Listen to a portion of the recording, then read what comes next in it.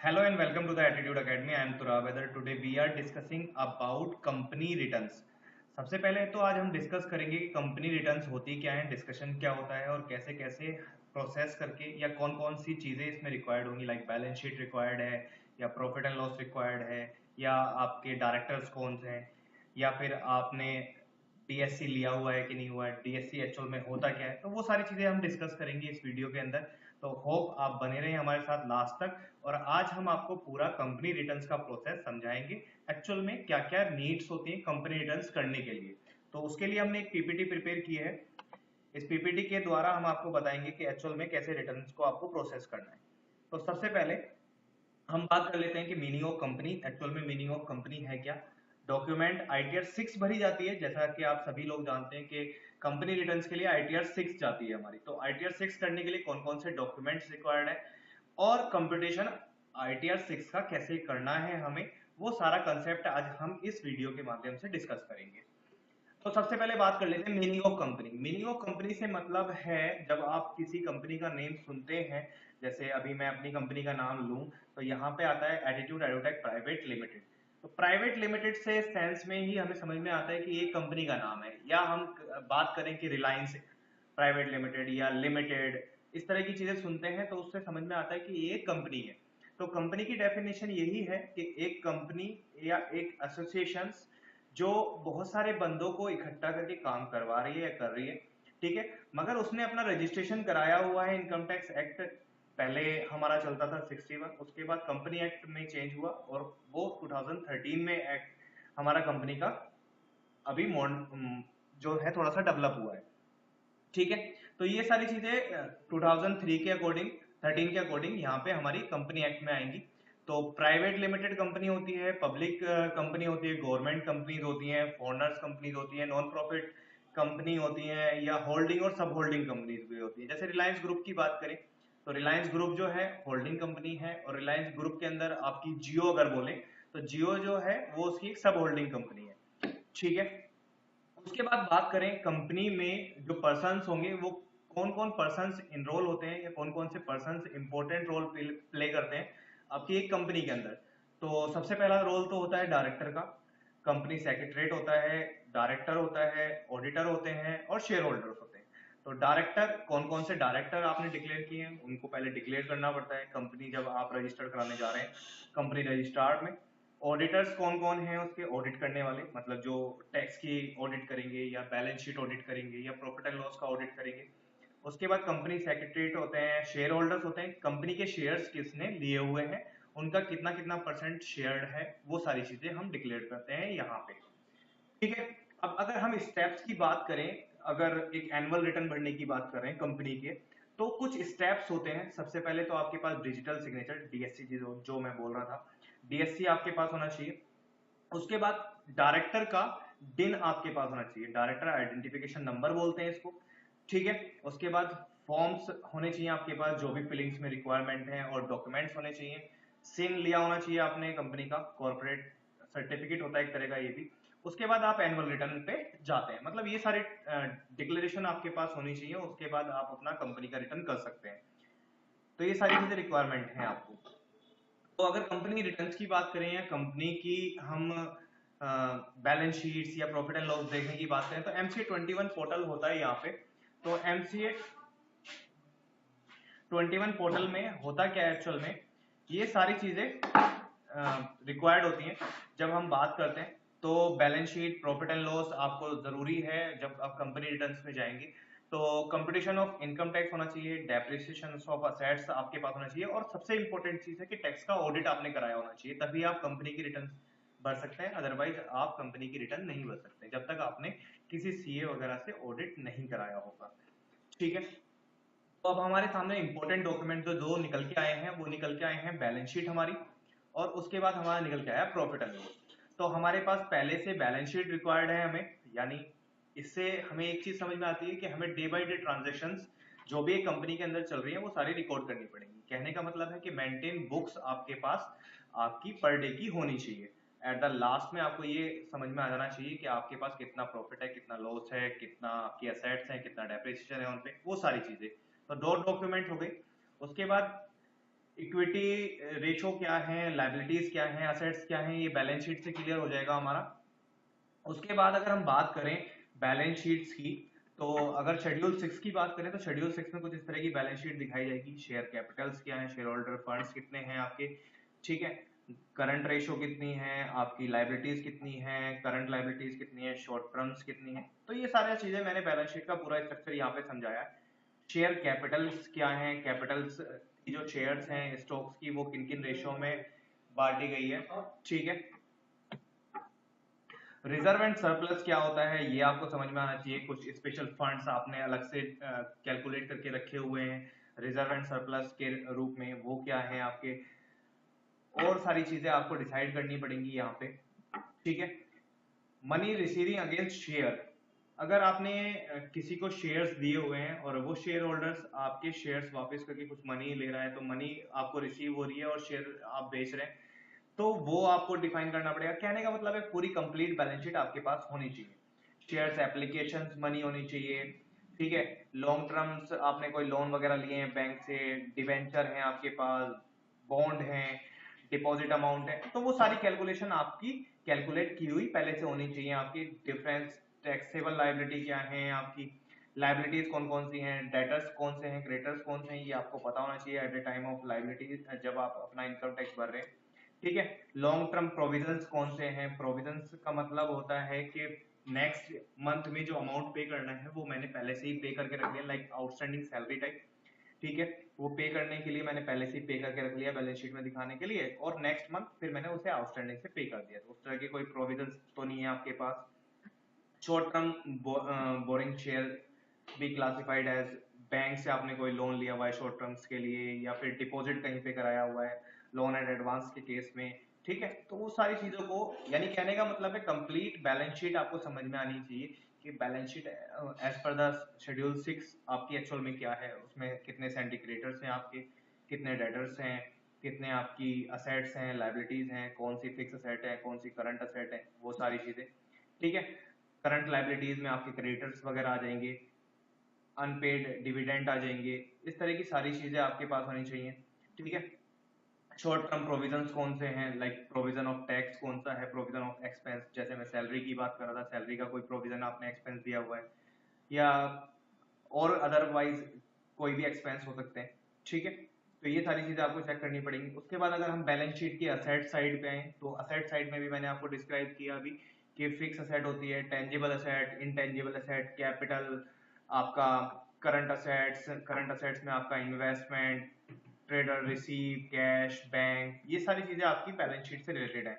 अब इनको एक एक करके यहाँ पे एक्सप्लेन किया गया कि एक्चुअल में फिक्स असेट होती क्या है। फिक्स असेट एक्चुअल में वो होती हैं जो 1 ईयर से लॉन्ग टर्म पीरियड के लिए हमारे पास रहती हैं, like building, machinery, equipments, vehicles, anything else जो भी आपकी फिक्स रिलेटेड है, ठीक है। टेंजेबल होती हैं आपकी like land, building, plant and machinery, equipments.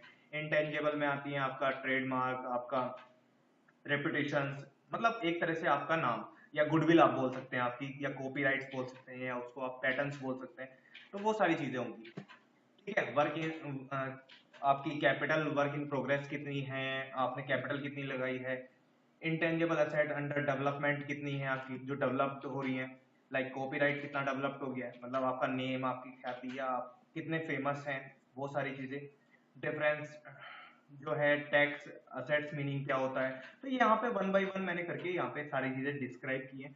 मतलब एक पर्टिकुलर बैलेंस शीट के अंदर, एक कंपनी के अंदर एक बैलेंस शीट में क्या क्या पॉसिबिलिटी है चीजों के आने की, वो सारा कुछ यहाँ पे हमने डिस्क्राइब किया हुआ है, ठीक है। एक बैलेंस शीट के अंदर क्या क्या आएगा, लाइक आपका कैश या फिर बैंक का बैलेंस है, या चेक से आप किसी को पेमेंट कर रहे हैं, वो सारी चीजें। उसके बाद इसी तरह से हमने डिफाइन किया है अपने प्रॉफिट एंड लॉस को, लाइक प्रॉफिट एंड लॉस में डेबिट साइड में कौन सी चीजें आएंगी, आपकी क्रेडिट साइड में कौन सी चीजें आएंगी, रेवेन्यू जनरेट कैसे होगा, उसका फॉर्म्स कैसे दिखाई देगा, वो सब कुछ यहाँ पे डिस्क्राइब किया हुआ है, ठीक है। अब सेट ऑफ लॉस की बात करें तो कंपनी का लॉस अगर हो रहा है तो उसको कैसे सेट ऑफ करना है। सेट ऑफ लॉस के लिए स्टेप यहाँ पे मैंने समझाए हैं। सबसे पहले inter source adjustment under the same head of income हम कैसे करेंगे, ठीक है। Inter state adjustment in the same assessment year के साथ कैसे जाएंगे स्टेप 2 में। उसके बाद स्टेप 3 में कैरी फॉरवर्ड कर सकते हैं आप अपने लॉस को नेक्स्ट ईयर के लिए स्टेप 1 स्टेप 2 की मदद से वो कैसे करेंगे। तो यहाँ पे मैंने कुछ कंडीशन समझाई गई हैं। सैलरी के केस में सेट ऑफ होगा कि नहीं होगा, इनकम फ्रॉम हाउस प्रॉपर्टी में सेट ऑफ, यानी पांचों हेड्स आपके कैपिटल जो भी इनकम आप अर्न कर रहे हैं उसके पांचों हेड्स में कौन सी चीज सेट ऑफ होगी और कौन सी चीज सेट ऑफ नहीं होगी, उसके लिए एक छोटा सा चार्ट यहाँ पे मैंने बना के दिया है। उम्मीद करता हूँ कि आप इसे ध्यान से पढ़ेंगे। ठीक है, उसके बाद कितने साल की प्रॉपर्टी होनी चाहिए या कैसे होना चाहिए उसका पूरा शेड्यूल यहाँ पे मैंने बताया है। इनकम फ्रॉम हाउस प्रॉपर्टी अगर आपकी है और आप सेट ऑफ कर रहे हैं लॉस तो 8 इयर्स है उसकी, किसी की हमारी 4 इयर्स है, तो इस तरह से आपको चीजें चेक करनी पड़ेगी।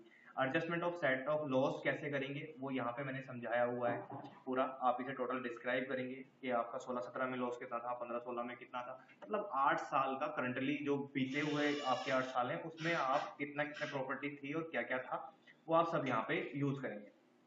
उसके बाद जब आप सारी चीजें कैलकुलेट कर लेंगे तो कंपटीशन की बात आएगी, और कंपटीशन करने के लिए आपको मैट की रिक्वायरमेंट पड़ेगी। मैट क्या होता है, minimum alternative tax on book of profit. जो भी आपका प्रॉफिट आया है उसका मिनिमम अल्टरनेटिव टैक्स हम कैलकुलेट करेंगे। वो कैसे कैलकुलेट करना है उसके लिए यहाँ पे पूरा फॉर्मूला मैंने बताया गया है। ठीक है, मैट और रेगुलर टैक्स में डिफरेंस क्या है, मैट का एक अलग ही कंसेप्ट है। प्रॉफिट ऑफ बुक्स जो है अंडर सेक्शन आपका 115 जेबी, उसके अकॉर्डिंग आप 15 आपका 18% यहाँ पे एडजस्ट ऑफ बुक्स निकल के आएगा। रेगुलर टैक्स की कंडीशन में आप रेगुलर स्लैब रेट जो होती है आपकी उसको आप कैलकुलेट करेंगे। मैट कैसे कैलकुलेट करते हैं वो मैंने यहाँ पे डिस्क्राइब भी किया है एक एग्जांपल देके। If the book profit before depreciation of A company वो 7 लाख रुपए था और आफ्टर क्लेमिंग डिडक्शंस उसका 5 लाख रुपए बच गया है। अब नॉर्मल स्लैब रेट से अगर हम निकालें 30% वाली इसमें बैठेगी और वो 1,50,000 रुपए हमारा निकल के आया है। अब अगर हम 18% कैलकुलेट करें तो 1,26,000 रुपए निकल के आया है। तो मैट और रेगुलर टैक्स में आपको डिफरेंस नजर आ जाएगा यहाँ पे कि कितना डिफरेंस है आपका। तो यहाँ पे 24,000 का डिफरेंस आपको नजर आ रहा है साफ साफ। ठीक है, तो मैट से आप 18% निकालेंगे, जो भी आपका बुक ऑफ प्रॉफिट था उसका 18%, और रेगुलर टैक्स के केस में आप नॉर्मल स्लैब रेट के अकॉर्डिंग, यानी जब हम कंपनी की इनकम की बात करते हैं तो 30% कैलकुलेट करते हैं, तो यहाँ पे 30% आप कैलकुलेट करेंगे। ठीक है, उसके बाद मैट क्रेडिट कैसे कैसे मिलेगा आपको, कौन कौन सी चीजों पे मिलेगा, वो सारी चीजें ये आपको पता होनी चाहिए। एट सबसे इंपॉर्टेंट पॉइंट जो है वो है हमारा डेप्रिसिएशन। डेप्रिसिएशन क्या होता है, अगर हम हिंदी की बात करें तो डेप्रिसिएशन होता है मूल्यह्रास या मूल्य में गिरावट आप इसे बोल सकते हैं। डेप्रिसिएशन एक्चुअल में जब आप कोई फिक्स सेट खरीद के लेके आते हैं या कोई मशीनरी जैसे प्लांट आप खरीद के लेके आते हैं, ठीक है,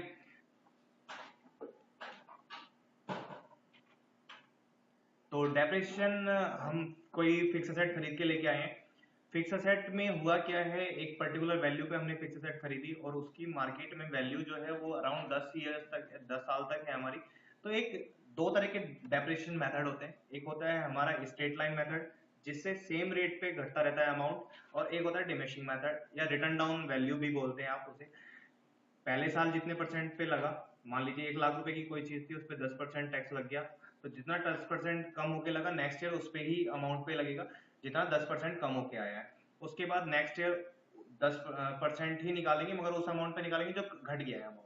उसके बाद नेक्स्ट ईयर उससे भी कम अमाउंट पे निकालेंगे, फिर कम अमाउंट पे निकालेंगे। तो एक टाइम ऐसा आएगा जब 10 साल के बाद उसकी मार्केट में वैल्यू जीरो होगी, मगर उसको एक स्क्रैप वैल्यू में हम फिर भी बेच सकते हैं। तो उस तरह का डेप्रिसिएशन होता है। अब डेप्रिसिएशन डिफरेंट डिफरेंट रेट्स पे लगता है। रूल्स क्या होते हैं, कितने दिन आपके पास चीज होनी चाहिए, एक्चुअल में कितना आप कैलकुलेट करेंगे, यहाँ पे मैंने कुछ डिस्क्राइब किए भी हैं पॉइंट्स, आप इन्हें एक बार पढ़ें। If assets is put to use for less than 180 days, अगर 180 दिन से आपके पास रहती है machine, the amount equal to 50% of the amount calculated using normal depreciation rate to the allowed depreciation. तो 50% रेट ही आपको डेप्रिसिएशन में ऐड करना है। एडजस्टमेंट ऑफ डेप्रिसिएशन कैसे करना है, मतलब मान लीजिए आपने 10% सेट ऑफ किया, 1 लाख रुपए की कोई मशीन थी तो 1 लाख का 10% निकाल के आप उसमें से लेस करके देन क्लोजिंग बैलेंस के बिहाफ पे उसको बनाएंगे डेप्रिसिएशन को। उसके एट द लास्ट अब क्या आता है, आपका कंपटीशन आता है।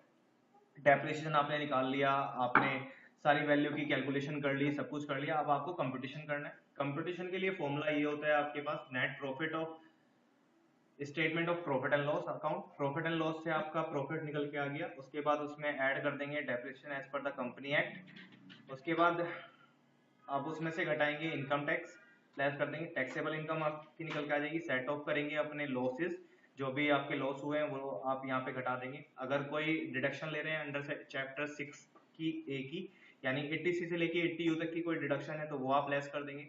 उसके बाद net tax on normal rate आ जाएगा निकल के आपका। उसके बाद टैक्स ऑन स्पेशल रेट यानी मैट की मैंने अभी बात करी थी 18% की, वो आप यहाँ पे लेस कर देंगे। उसके बाद उसमें सेस ऐड करेंगे आप अपना। उसके बाद लेस कर देंगे प्रीपेड टैक्स या सेल्फ असेसमेंट टैक्स या टीडीएस आपका कहीं पे कटा है तो वो आप लेस कर देंगे।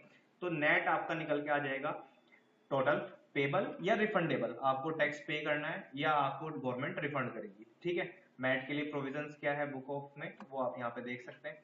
फिक्स असेट, करंट असेट और डेप्रिसिएशन चार्ट कुछ इस तरह का होता है, कैसे एडजस्ट करना है, कैसे उसको रिटर्न डाउन में मेथड करना है। टेंजेबल असेट कौन सी है, बिल्डिंग आपका, आपकी एयर कंडीशन, फर्नीचर आपका ऑफिस इक्विपमेंट्स, कंप्यूटर, तो ये सारी चीजें यहाँ पे हैं। ठीक है, इनकम टैक्स की जो स्लैब रेट है अकॉर्डिंग टू द 17, 18, 18, 19 के अकॉर्डिंग, तो वो यहाँ पे मैंने पूरी डिस्क्राइब की हुई है। 30% डोमेस्टिक कंपनी पे लगता है, 40% आपकी फॉरेन कंपनी पे लगता है, 3% सेस निकलता है, अगले साल से वो 4% हो गया है, उसको आपको समझना पड़ेगा। अगर 1 करोड़ से एक्सेस करती है तो आपका 5% है डोमेस्टिक कंपनी पे और फॉरेनर कंपनीज पे आपका 2% है। फर्स्ट जो पेमेंट है इंस्टॉलमेंट आपकी 15 जून से पहले पहले 15% तक टैक्स आपका चला जाना चाहिए। सेकंड पेमेंट डेट आपकी 15 सितंबर है, उससे पहले पहले 45% टैक्स आपका जमा हो जाना चाहिए। 15 दिसंबर से पहले आपका 75% अमाउंट और 15 मार्च से पहले आपका 100% अमाउंट टैक्स के रूप में जमा हो जाना चाहिए अगर आप टैक्सेबल है तो ये था छोटा सा डिस्क्रिप्शन हमारा कंपनी एक्ट के अकॉर्डिंग कंपनी रिटर्न्स के बारे में। उम्मीद करते हैं आपको समझ में आया होगा। तो बने रहिए हमारे साथ और देखते रहिए हमारी यूट्यूब वीडियो। हमारे यूट्यूब चैनल को सब्सक्राइब करना ना भूलें। Have a good day, thank you so much, bye bye.